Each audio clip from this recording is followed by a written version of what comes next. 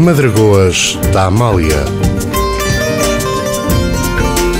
com António Vieira. Muito boa noite, sejam bem-vindos a mais uma edição das Madragoas da Amália. Durante esta hora vamos conversar sobre um livro, como é habitual neste programa, e desta feita o autor do livro é o professor Diogo Freitas do Amaral. Muito obrigado por ter... Eu é que agradeço muito pelo convite que me fizeram e pela honra que me dão em estar numa rádio chamada Amália, que eu tanto apreciei e com quem conversei muitas vezes. Devo dizer, professor, que... e já lá vamos às suas preferências no que diz respeito ao fado. Vamos pontuar esta conversa com fados, como habitualmente. Eu, no início de cada programa, faço uma pequena... peço aos convidados que se apresentem. No caso do professor Diogo Freitas do Amaral, é um bocadinho desconfortável eu estar a pedir isso, não é? No entanto, isso leva-me a uma pergunta. Como é que o professor acha que é visto pelas gerações mais novas, por exemplo? Olha, eu não tenho nenhum estudo sobre essa matéria, não conheço, pode ser que haja, mas não conheço. Eu distinguiria entre as gerações de juristas que foram meus alunos ou que, não sendo meus alunos, estudaram pelos meus livros, porque tenho a grande satisfação de saber que quer estuda Direito em Coimbra, quer no Porto, quer no Minho, quer em Angola, Moçambique, o Cabo Verde, estudam Direito Administrativo pelos meus livros. E isso, evidentemente, é uma coisa muito agradável para mim. E esses conhecem, pessoalmente ou através dos livros, e têm uma imagem bastante positiva e bastante, digamos, como é que eu ia dizer isto, de uma certa admiração. Bom, aliás, é muito curioso e para mim muito honroso que quando vou fazer uma conferência a Cabo Verde ou Angola, quando começam as perguntas, levanta-se uma pessoa já de uma certa idade e diz: eu sou conselheiro do Supremo, ou sou procurador da República, mas fui seu aluno e gostei muito de ser aluno. Gostei muito das suas aulas, etc. A pessoa fica realmente com a sensação de que cumpriu a sua tarefa e realizou a sua missão. Bom, as outras gerações que, ou melhor, portanto, os jovens, ou as novas gerações que não têm este conhecimento através dos livros de direito ou de outros livros. Bem, eu aí distinguiria também em duas partes. Aqueles cujos pais falam de política em casa, e esses eu creio que sabem quem eu fui e o papel que desempenhei no princípio do 25 de Abril e que 25 anos depois estava presente à Assembleia Geral da ONU, eleito em disputa com um finlandês que me deu muito trabalho a derrotar. Bom, daqueles que não falam de política em casa, nem têm amigos que falem de política, e esses admito que realmente não façam ideia nenhuma de quem eu sou. A verdade é que as pessoas que tenham tido 7 anos em 1974, 5 anos, 3 anos, praticamente, não viveram os primeiros anos do 25 de Abril, e a minha intervenção política mais marcante em Portugal foi entre 74 e 86. Portanto, quem for posterior a essas datas, só, enfim, por ação da família ou dos amigos, é que eventualmente saberá alguma coisa a meu respeito. E já lá vamos a essa necessidade de passar a história e do ensino da história. Antes disso, pergunto-lhe se ser professor foi desde sempre a sua principal vocação. Foi desde sempre a minha principal vocação e continua sempre a ser a minha principal vocação. Tanto que em 1982, quando eu achei que já não podia fazer mais nada de útil pela Aliança Democrática, regressei ao ensino. E depois de estar na ONU, regressei outra vez ao ensino e só parei quando me reformei em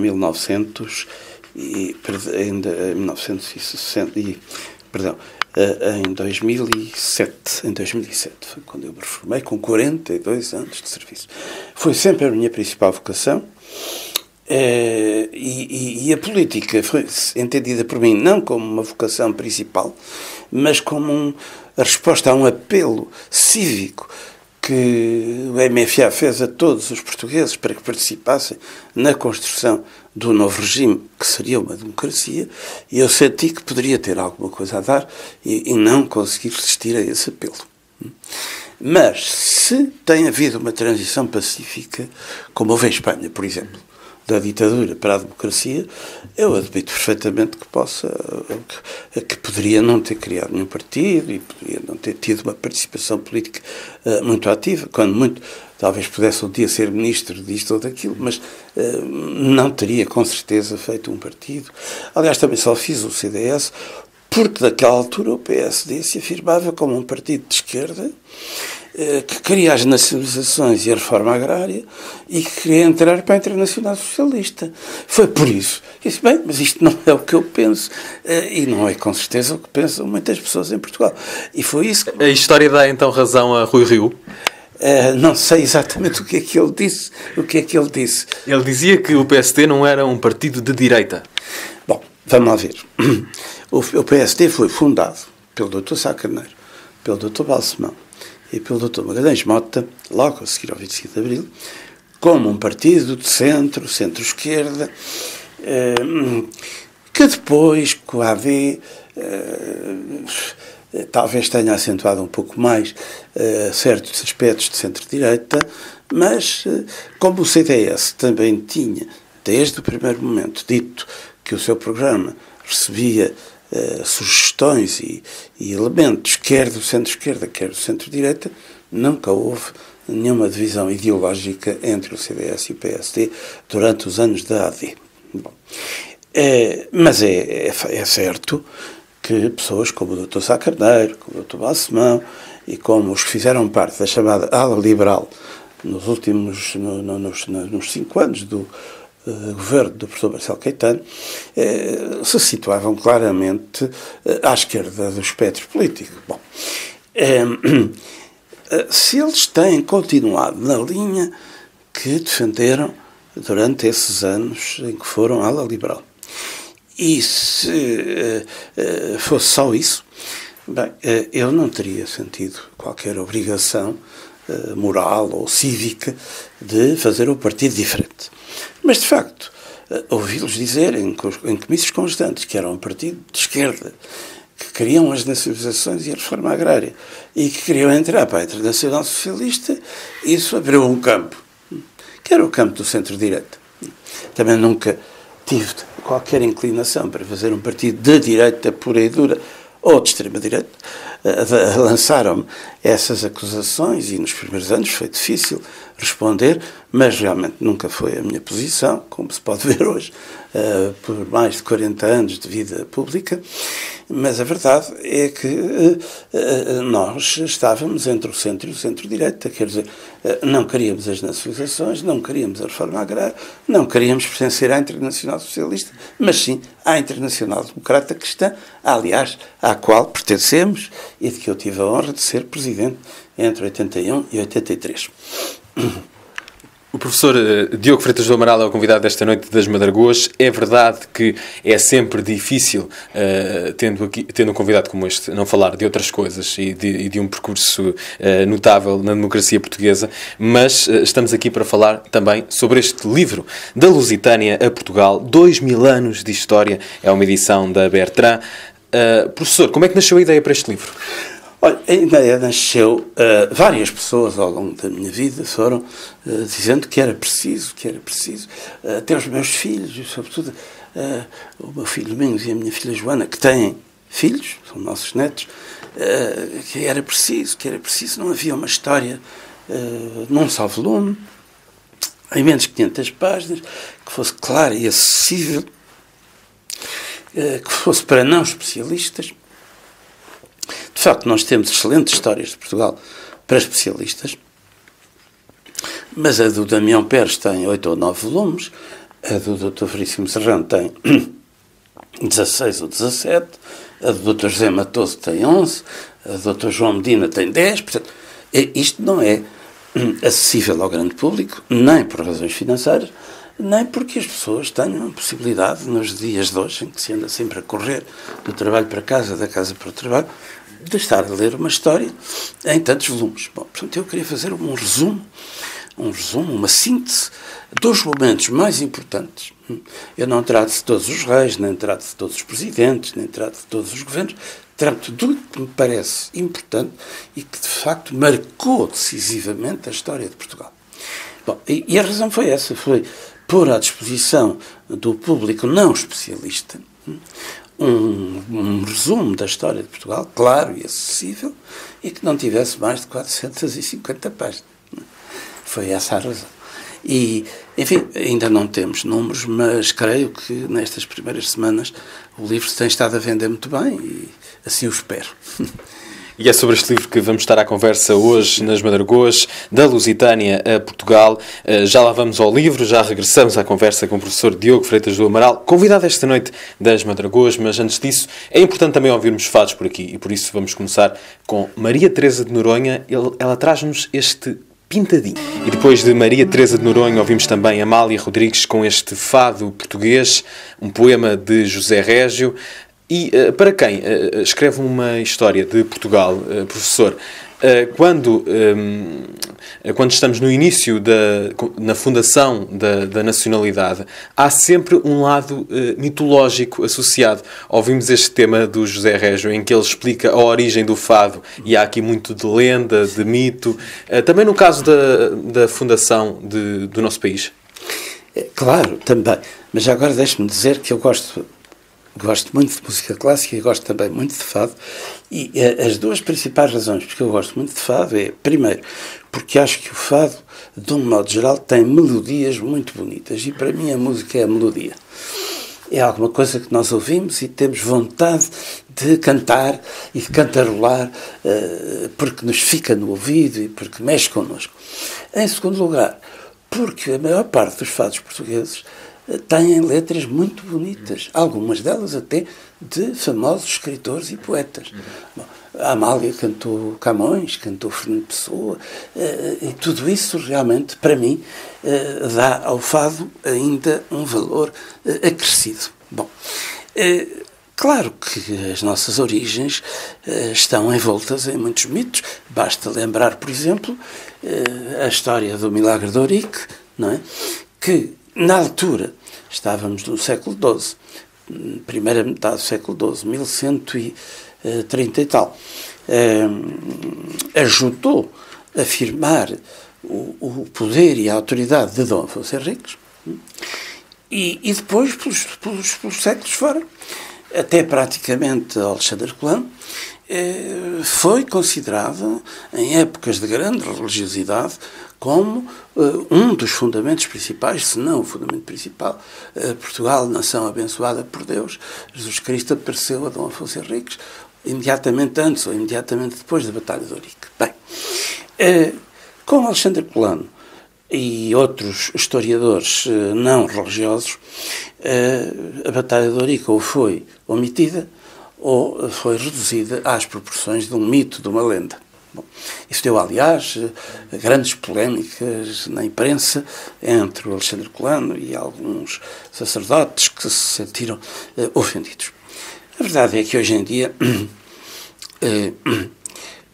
mesmo os crentes católicos, como é o meu caso, não acreditam facilmente em milagres a propósito de tudo e de nada. Bom, eu acredito que pode haver alguns milagres, mas milagres políticos normalmente não existem.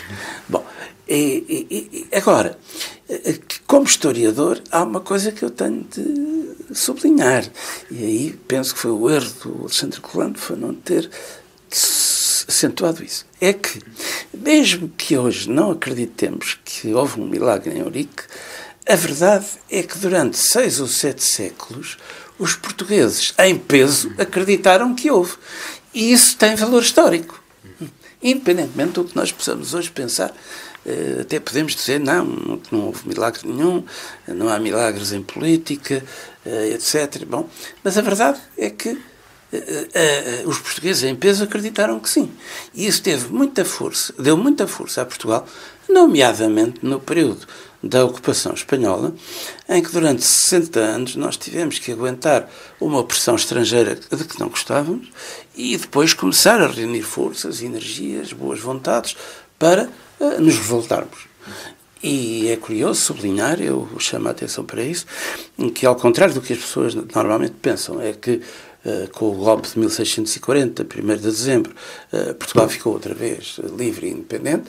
A verdade é que a Espanha nos declarou guerra por causa do golpe, e essa guerra levou 28 anos. Só em 1668, 28 anos depois de 1640, é que foi assinado o Tratado de Badajoz, um tratado de paz, em que a Espanha reconheceu a independência de Portugal. Portanto, não foi fácil.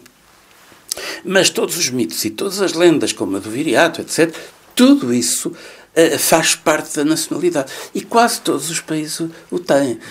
Veja, por exemplo, o caso da Joana d'Arc em França. Veja as origens da Rússia na Igreja de Kiev. Veja o St. Patrick na Irlanda. Quase todas as nações, digamos, mais antigas, não é? Têm mitos e lendas e algumas histórias verdadeiras associadas à sua fundação e à sua identidade. Esta história das lendas e de tentar omitir certas histórias que não estão de acordo com as nossas próprias convicções pode ter consequências desastrosas no estudo da história. Como é que se escreve uma história e como é que se balança isso com as nossas próprias convicções políticas, espirituais? Eu acho que o que se deve fazer, e foi o que eu procurei fazer, é não descartar, não esconder os mitos, as lendas, as histórias ou historietas que fizeram parte importante da memória coletiva e do espírito coletivo de independência. Não esconder isso. Embora podendo-se dizer, olha, eu não sou crente, não acredito em milagres. Eu sou crente, mas acho que milagres políticos normalmente não existem e, portanto, provavelmente isto não houve um milagre, houve qualquer coisa que as pessoas da altura, no calor da refrega, consideraram que tinha sido um milagre, mas, repito, o que é importante é, independentemente das nossas posições atuais sobre esses factos, essas lendas, esses milagres, é dizer que durante séculos os portugueses acreditaram nisso. E isso é muito importante para percebermos como é que ao longo de quase 9 séculos, para não falar no que está para trás, nós conseguimos manter uma enorme coesão como país. Não é? Bem, sei que temos uma só língua, temos uma só religião, temos uma história que admiramos muito, mas um país manter-se coeso com uma única guerra civil, que foi no princípio do século XIX, entre liberais e miguelistas, não é realmente uma coisa que só se pode compreender através de uma grande comunidade, de uma grande identidade cultural do país. E conseguimos aperceber-nos disso mesmo em todos os capítulos desta história? Bom, nem todos. Há capítulos que não têm propriamente, embora eu tenha escolhido sobretudo as coisas importantes, mas claro, quando trato da Batalha de Alcácer Quibir e do erro cometido por Dom Sebastião ao não contratar um grande general inglês ou alemão para dirigir as nossas tropas em África, é claro que aí não estamos. Mas é curioso que mesmo com o desastre de Alcácer Quibir, é? E com a manifesta incapacidade de Dom Sebastião para ser um bom rei de Portugal, quer aqui, quer no comando das tropas em África, ficou o mito do Dom Sebastião. E ficou a ideia de que um dia ele havia de voltar. Um mito com mais consequências negativas ou positivas, professor? Olha, às vezes negativas. Estamos sempre à espera de que há de vir um salvador da pátria, que de repente tudo o que faz é bem feito e o país transforma-se, como por uma varinha de condão, no país mais rico e mais desenvolvido do mundo. Bom, isso é negativo. Agora, é positivo nós sabermos que em certos momentos tivemos figuras que mereceram uma grande aceitação e que, se não estamos satisfeitos com o governo do momento que há esperança de que a seguir venha outro melhor. Não é? Eu acho que essa componente de sebastianismo se adapta, se for feita com bom senso, à ideia da alternância democrática. Quem não está de acordo com o governo espera que o próximo será do seu lado e será melhor, não é? Uma visão otimista. Moderadamente otimista. Uma visão otimista, dizia eu, do professor Diogo Freitas do Amaral. Ele é o meu convidado de hoje, da Lusitânia a Portugal, 2000 anos de história. Porquê o título, professor? Olha, eu comecei por pensar chamar-lhe História Breve de Portugal. Mas como não sou historiador profissional, embora tenha estudado muita história no meu curso de Direito, a verdade é que me pareceu que esse título não era muito indicado e então pus este, da Lusitânia a Portugal, 2000 anos de história. Porque uma ideia que eu não tinha, mas que fiquei ao estudar esta matéria, ao escrever, é que antes de Dom Afonso Henriques ter conseguido a independência de Portugal em 1143, nós tivemos um período de mais de 1000 anos em que se foi formando aqui primeiro uma tribo, a dos lusitanos, depois uma região demarcada pelos romanos, a que chamaram os próprios romanos Lusitânia.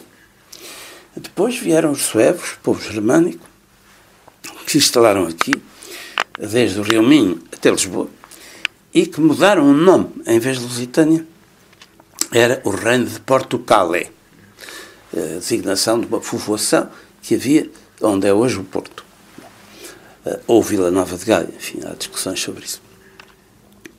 Depois, com a Reconquista Cristã, o rei Afonso III de Leão encarregou de reconquistar aos árabes toda a província, que é hoje a província do Minho, e de reconquistar o Porto. Bom, encarregou disso um magnata jovem, um excelente guerreiro, chamado Vímara Pérez, que vivia para os lados de Guimarães, por isso ainda hoje as pessoas de Guimarães são chamadas vimaranenses. Bom, ele conseguiu derrotar os árabes, empurrá-los para o sul do Rio Douro, conquistar o Porto, e o rei Afonso III de Leão ficou de tal maneira encantado com a atuação dele que o fez conde. Ora, se ele foi conde, isso vivia em Guimarães, isso era dali, e isso ficou a administrar aquela região, é isso que eu chamo o primeiro condado portugalense. Bom, 200 anos, que foi de pais para filhos, para netos, etc., sempre na mesma dinastia. E isso já é a história do nosso país? Eu acho que faz parte deste longo período de gestação. Eu acho que Portugal é um pouco como um ser humano. Primeiro tem 9 meses de gestação na barriga da mãe e depois sai cá para fora e começa a sua vida própria. Nós também tivemos perto de 1000 anos, ou um bocadinho mais de 1000 anos, em gestação, primeiro os lusitanos, depois a província romana da Lusitânia, depois o reino de Portugal, germânico, depois o primeiro condado portugalense, já com a nobreza e o povo da região entre Minho e o Douro, até chegarmos ao terceiro condado portugalense, que é aquele que costuma dar o nome, com Dom Henrique, Dona Teresa e Dom Afonso Henriques. Dom Henrique lutou para tornar o condado cada vez mais distante e autónomo em relação a Leão. Dona Teresa não, Dona Teresa queria unir Portugal à Galiza, mas perdeu. E depois Dom Afonso Henriques retomou a tradição do pai. Bom, e o primeiro gesto que ele praticou, que significava vontade de independência, foi não ir, num determinado ano, às Cortes de Leão, porque achava que não tinha essa obrigação. É claro que depois o imperador de Leão protestou, invadiu Portugal, etc. Mas, bom, houve ali um período de guerras e guerrilhas entre o condado portugalense e o reino de Leão, mas o Dom Afonso Henriques ganhou. E a partir de 1143 Portugal é um país independente. Então, aí, digamos que foi dado à luz, passou a ter vida própria E, com a única exceção dos 60 anos da ocupação espanhola, nós vamos fazer, em breve, 9 séculos de história como um país independente, o que é notável, atendendo à nossa pequenez e à grandeza, força e riqueza da Espanha, não é? E são esses 9 séculos de história, e até um pouco mais, que estão incluídos neste livro, Da Lusitânia a Portugal, 2000 anos de história. O meu convidado é o professor Diogo Freitas do Amaral. Vamos continuar por aqui a ouvir algumas das vozes da preferência do professor, e neste caso vamos ouvir Carlos do Carmo, Fado do 112, uma letra do pintor Júlio Pomar. Depois de Carlos do Carmo e Hermínia Silva, este Vou Dar de Beber à Alegria. O professor Diogo Freitas do Amaral é o meu convidado de hoje. Aproveitando a boleia deste tema, Vou Dar de Beber à Alegria. O povo português é um povo alegre? Há momentos de entusiasmo ao longo desta história? Há muitos momentos de entusiasmo. Desde logo, todos os anos em que nós batalhamos pela nossa independência, até conseguirmos em 1143, com Adolfo Henriques. Há grandes momentos de entusiasmo na luta contra Castela, na crise de 1383-85, quer na resistência ao cerco dos castelãos a Lisboa, que demorou 5 meses e que foi muito violento, morreu muita gente de fome, quer depois na Batalha de Aljubarrota, nas Cortes de Coimbra, na escolha do mestre Davis, todos os episódios para, em Lisboa, defender o mestre Davis, eliminar o Andeiro, tudo isso foram momentos de grande animação e entusiasmo da parte do povo português. Depois, outra vez uma enorme animação, quando Dom João I, mais de 30 anos passados sobre Aljubarrota, ele dedicou esses 30 anos a negociar pacientemente uma paz duradoura com a Espanha. E durante toda a segunda dinastia não houve um único conflito militar com Castela, enfim, que ainda não era Espanha. Depois passou a ser com os reis católicos. Bom, e só depois de ter concluído isso é que começou a preparar a ida a Ceuta. Bom, e dizem os cronistas que em Lisboa e no Porto, onde eram recrutados os homens que iriam fazer parte da expedição, militares, combatentes, jovens, não se falava noutra coisa, senão em combates, em armas, em proezas, vitórias, etc. Grande animação. Depois eu acho que todos os descobrimentos, apesar de terem tido momentos difíceis e de terem morrido muitas pessoas no mar, a história trágico-marítima assim o descreve, mas tiveram momentos de grande alegria. Eu destacaria 2 ou 3. O primeiro foi, sem dúvida nenhuma, a ultrapassagem do Cabo da Boa Esperança, até aí chamado Cabo das Tormentas, por Bartolomeu Dias. Porque era meio caminho para chegar à Índia. Bom, depois foi o planeamento feito pelo rei Dom João II para a viagem de Vasco da Gama à Índia e para a viagem de Pedro Álvares Cabral, que deveria passar pelo Brasil, e eu defendo, com alguns argumentos, que o Dom João II já saberia que estava ali terra. É claro que não sabia que ia haver ali um país chamado Brasil, mas que havia ali terra firme, não era apenas uma ilha, e que nos interessava bastante, porque era uma forma de proteger a nossa navegação, que fosse de Lisboa para a Índia e que viesse da Índia para Lisboa carregada de especiarias, pimenta, seda, etc, etc. Bom, mas a chegada à Índia foi realmente um momento de grande alegria, porque era um sonho que já vinha do infante Dom Henrique. Portanto, Portugal persegue esse sonho durante quase um século, não é? Através de sucessivos reis e príncipes que não desistem e realmente consegue chegar à Índia.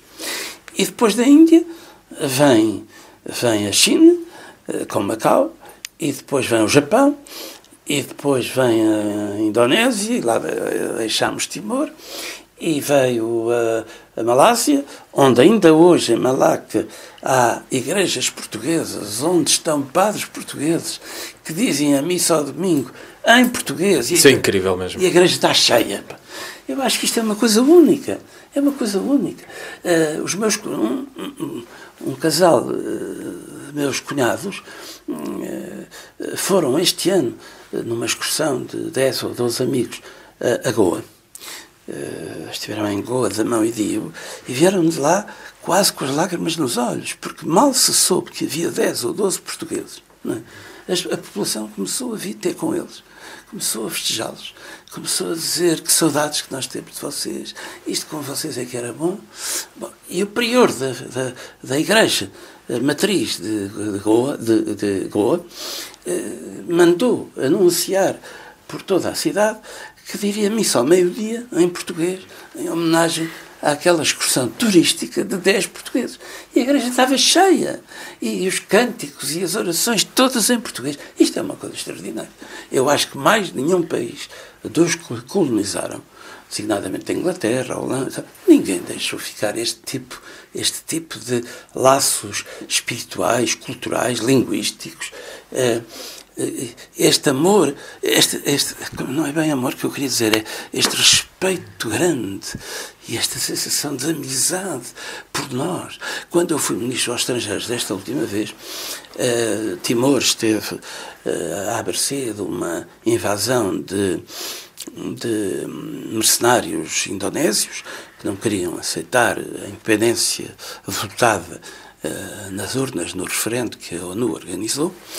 Bom, houve massacres e o governo legítimo de Timor-Leste pediu a vários países, designadamente a Austrália e outros países ali perto, que mandassem forças militares para conter aquela atuação violenta das milícias indonésias e para depois ajudar a recambiá-las para que Timor pudesse finalmente festejar e viver a sua independência. E pediu também uma força militar ou militarizada a Portugal.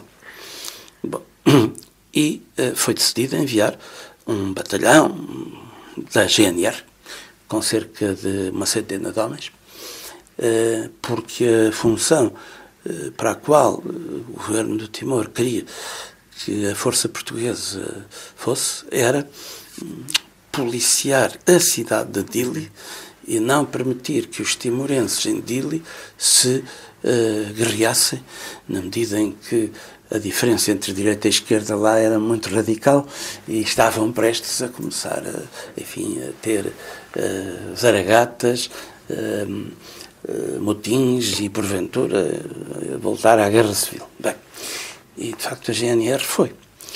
E foi de barco, chegou lá ao fim do mês. As autoridades anunciaram que a GNR desembarcava no fim do almoço de um determinado dia e que desfilaria pelas principais ruas da cidade. Quero acreditar que estava toda a população de Dili na rua, nos passeios, a assistir à chegada da GNR, que foi saudada com palmas e com os timorenses com uma bandeirinha de Portugal na mão. Isto é extraordinário, isto é uma coisa que nós temos que nos orgulhar, nós não podemos olhar para isto com indiferença. Eu não consigo. Eu acho que nós temos que nos orgulhar destas coisas. Professor, estamos na reta final desta conversa, não temos muito mais tempo, mas aproveitando esse entusiasmo com que fala destas coisas, eu gostava de lhe perguntar se não vivemos nós, hoje em dia, numa época de demasiado cinismo, de descrença em alguns valores mais tradicionais e, por exemplo, falámos aqui desse orgulho de ser português, que pode ser saudável. O estudo da história de Portugal, e desta história também, deste livro, pode fazer com que possamos ultrapassar este momento de maior cinismo e de descrença? É verdade que temos esse. E isso não é só português. Eu acho que isso... É um problema do Ocidente. É um problema do Ocidente, tem toda a razão. Da Europa, porventura de largos setores da América, é um problema do Ocidente. Bom, porque a gente não vê isso em África, não vê isso na América Latina, apesar dos enormes problemas que têm, não vê isso no Japão, na China, pelo contrário, estão numa vibração patriótica cada vez maior. Bom, e portanto, isso é verdade, deve ser combatido. Mas não pode ser combatido com discursos, tem que ser combatido com factos, com reformas, mais progresso económico, mais justiça social. as pessoas caíram numa situação em que, como dizia um filósofo, já não sei quem, hoje em dia sabe-se o preço de tudo e não se sabe o valor de nada. Eu acho que é muito assim, quer dizer, e temos que tentar inverter isso. Bem, a primeira forma é, posso dizer, o exemplo que tem dado o professor Marcelo Rebelo de Sousa como Presidente da República. É uma pessoa que está presente, que vive os momentos bons e maus do povo português, que se sente identificado com todos e que também puxa por Portugal e pelas coisas boas de Portugal, pelos momentos bons, desde a vitória no Campeonato da Europa de Futebol ano passado, até outras coisas, números de economia que estão a ser bons, felizmente, etc, etc. Bom, os governos, a sua função é governar, é tomar medidas. E este governo tem governado bem, em minha opinião, no setor da economia e das finanças, porventura é mais um ou outro setor, mas há vários setores que têm descuidado bastante. Tudo o que tem a ver com as humanidades, tudo o que tem a ver com a educação, com a cultura, com a história, aí sente-se um certo déficit. Bom, e se é bom combater o déficit orçamental, também é bom combater o déficit cultural e educativo. Eu acho que se deve reforçar mais o ensino da história de Portugal, nesta perspectiva que eu procurei adotar neste livro, que é a de um patriotismo democrático, não exagerado, sensato, que não esconde as coisas que correram mal ou as coisas em que não temos tido jeito, nomeadamente a economia, etc., mas também não esconde as nossas vitórias, os casos em que fomos pioneiros. Fomos o primeiro país do mundo a abolir a pena de morte e até hoje não foi restaurada. Bem, isso deve-nos encher de grande orgulho, acho eu. E, como isso, muitas outras coisas. Ainda antes de Aljubarrota, nós, em meados do século XIII, com o rei Dom Afonso III, fomos o primeiro país da Europa e provavelmente do mundo que fez participar o povo miúdo, o povo pobre, nas cortes. Porque até ali as cortes eram o rei, o clero e a nobreza. O povo estava ausente. Até que, aos poucos, o povo veio a participar nos parlamentos de todos os países. Chamem-se parlamentos, ou cortes, ou três estados, mas a verdade é que o terceiro Estado não estava lá, passou a estar. Nós fomos os primeiros, 20 anos antes da Inglaterra e quase 100 anos antes da França.